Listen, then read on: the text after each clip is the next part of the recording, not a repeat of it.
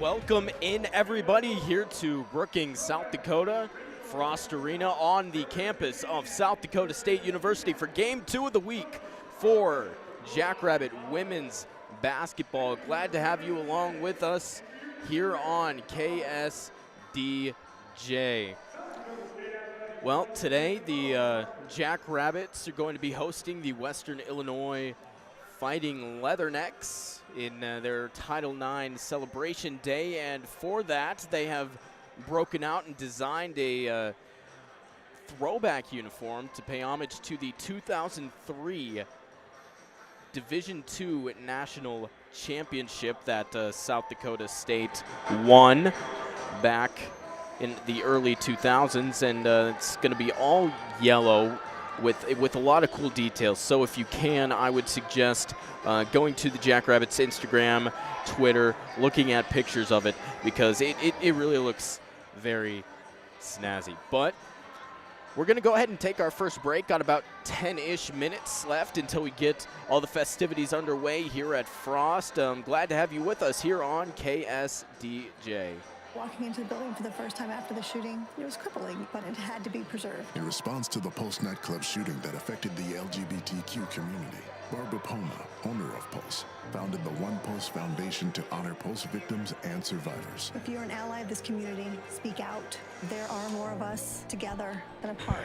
It is the power of love in its rawest form. Join the fight for LGBTQ acceptance. Learn how at lovehasnolabels.com. Brought to you by Love Has No Labels and the Ad Council.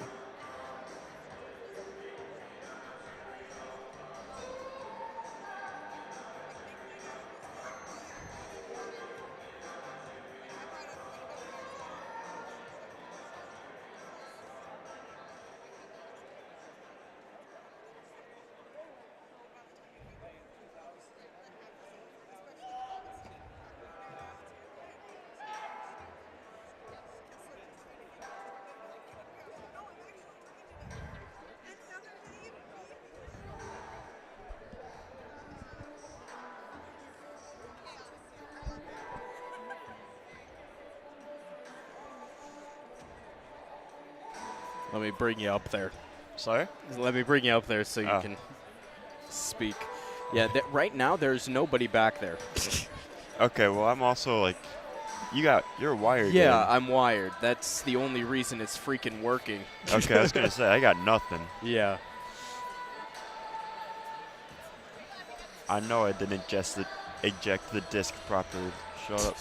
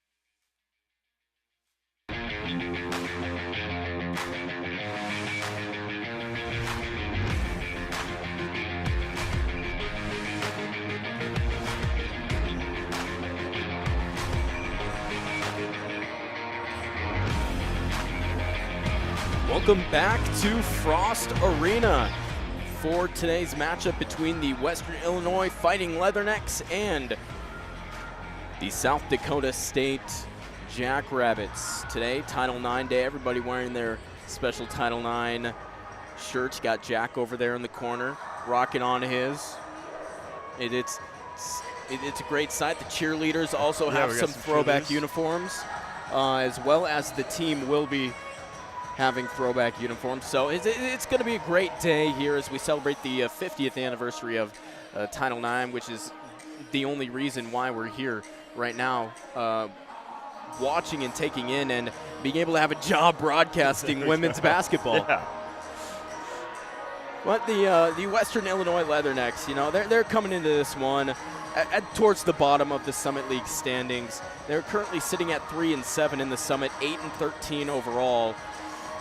They have some ground to make up as we are now on the downhill slope towards the Summit League tournament. The Jackrabbits, however, a perfect 10-0. The next best is NDSU at 7-2. We'll take it, I think. First place is okay. First place is perfectly fine, especially at this position. And again, heading into the conference tournament, you obviously want to be in that number one position, have the most favorable outcome.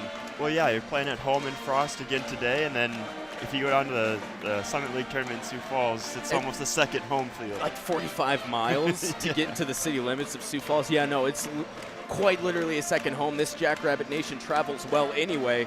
You give it a less than an hour drive. They're right down there. Right, yes. So, 2 home fields makes it difficult for any other teams to kind of come up to Frost or Sioux Falls even for that matter. Yeah, but hey, the Jackrabbits are taking care of business inside of the regular season.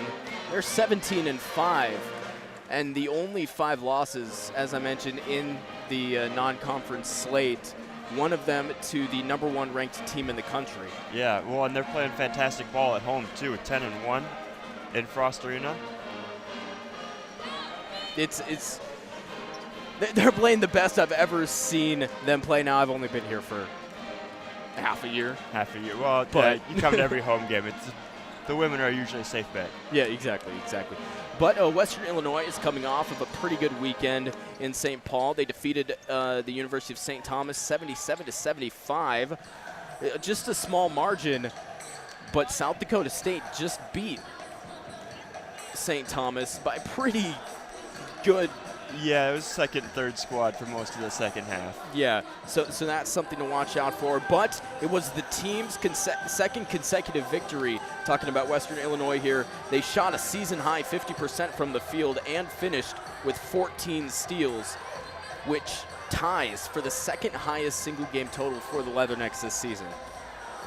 Well, they're going to need that kind of play today since they're, 2-9 on the road coming into Frost Arena? Yep. And they did not keep that winning up. They fell 74-56 at USD on Thursday. Addie Brownfield led the team with 16 points and grabbed a team-high 6 rebounds, while Anna Dietz with 10 and Jada Thorpe also with 10 also finished in double figures. So we're about 2 minutes away from getting things started. We'll take a quick 1-minute break, and when we come back, we will build things up for the starting lineup and the national anthem. You're listening to Jackrabbit Women's Basketball on KSDJ. Uh-oh, Brad's buzzed. Oh, yeah? Yeah, he's starting with the woots. And now a speech. I just want to say that friendship is about heart and brain. Who's with me? Good thing is, he knows when he's buzzed. And my brain is saying, when it's time to go home, somebody call me a ride. Love that guy. Me too. Know your buzzed warning signs? Call for a ride when it's time to go home. Buzz driving is drunk driving. A message from NHTSA and the Ad Council. Walking into the building for the first time after the shooting, it was crippling, but it had to be preserved. In response to the Pulse nightclub shooting that affected the LGBTQ community, Barbara Poma, owner of Pulse, founded the One Pulse Foundation to honor Pulse victims and survivors. If you're an ally of this community, speak out. There are more of us together than apart. It is the power of love in its rawest form. Join the fight for LGBTQ acceptance. Learn how at lovehasnolabels.com. Brought to you by Love Has No Labels and the Ad Council.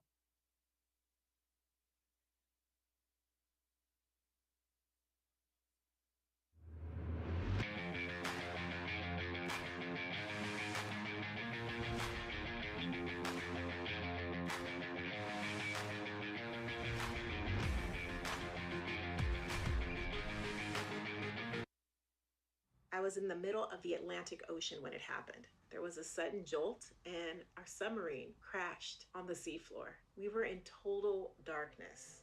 That's Dr. Dejana Figuerella, a marine biologist and STEM teacher, talking about a deep sea dive she'll never forget.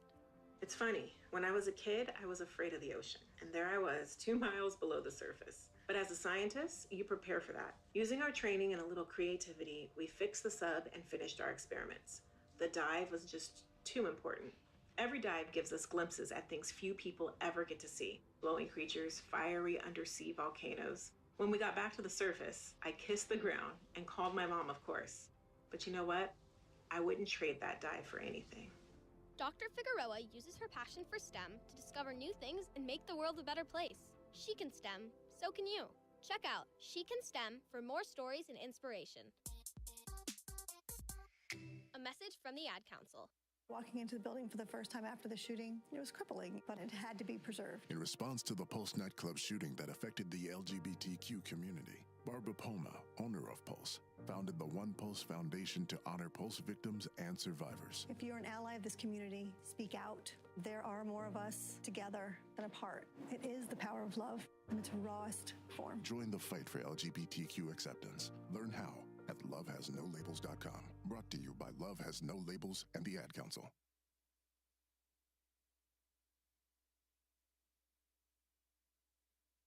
Here's a fun fact for you. The average chameleon can point their eyes in 2 different directions. On the other hand, the average human can't. So unless you're a chameleon, there's absolutely no way you can focus on texting and driving at the same time. So don't do it, unless you're a chameleon. Visit StopTextsStopWrecks.org. A message brought to you by the National Highway Traffic Safety Administration, Project Yellow Light, and the Ad Council. When you're high, you feel different. You think different, you talk different, you draw different, you listen to music different, but you probably knew that. Problem is, you also drive different, and not in a good way. That's why driving high is illegal everywhere. So if you're high, just don't drive. Make a plan to get a sober ride. Because if you feel different, you drive different. Brought to you by NHTSA and the Ad Council. Uh-oh, Brad's buzzed. Oh, yeah? Yeah, he's starting with the woots. And now a speech. I just want to say that friendship is about heart and brain. Who's with me? Good thing is, he knows when he's buzzed. And my brain is saying, when it's time to go home, somebody call me a ride. Love that guy. Me too. Know your buzzed warning signs? Call for a ride when it's time to go home. Buzz driving is drunk driving. A message from NHTSA and the Ad Council.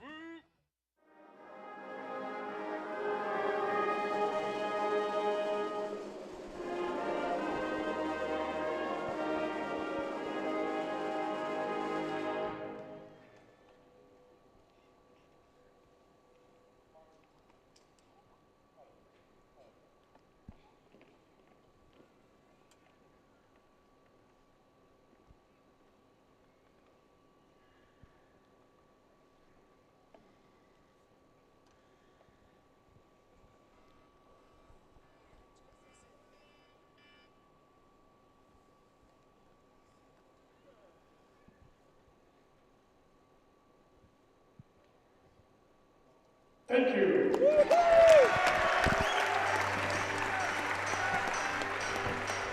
Welcome back into Frost Arena on the campus of South Dakota State University.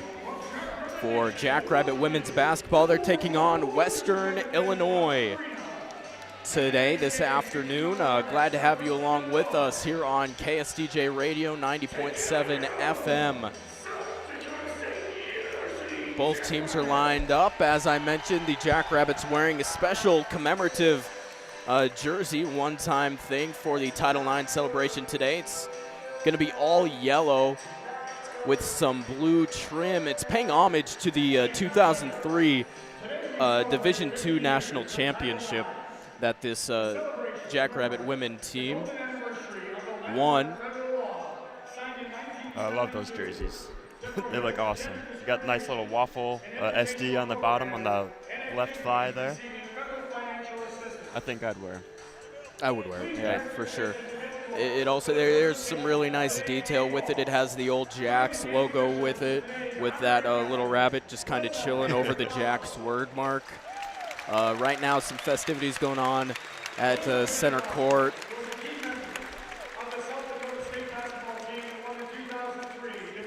Let's go ahead and head to the PA announcer for the rest of this presentation. 2002-2003 season, setting new program records that still stand today, and was the first SDSU women's basketball player to earn All-American honors. Melissa and her teammates will forever represent a milestone for Jackrabbit women's basketball and are a shining example of the success of Title IX. Please join us in celebrating our women's sports at South Dakota State University. All the athletes that benefited from the impact of Title IX and our honorary captain, Melissa Taylor-Stockton.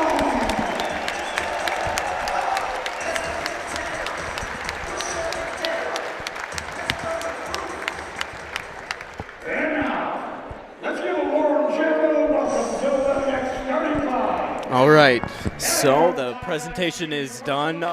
Starting lineups are now being announced. We'll go ahead and take a look at who's going to be on the floor. Yep. Starting with visiting Western Illinois Leathernecks.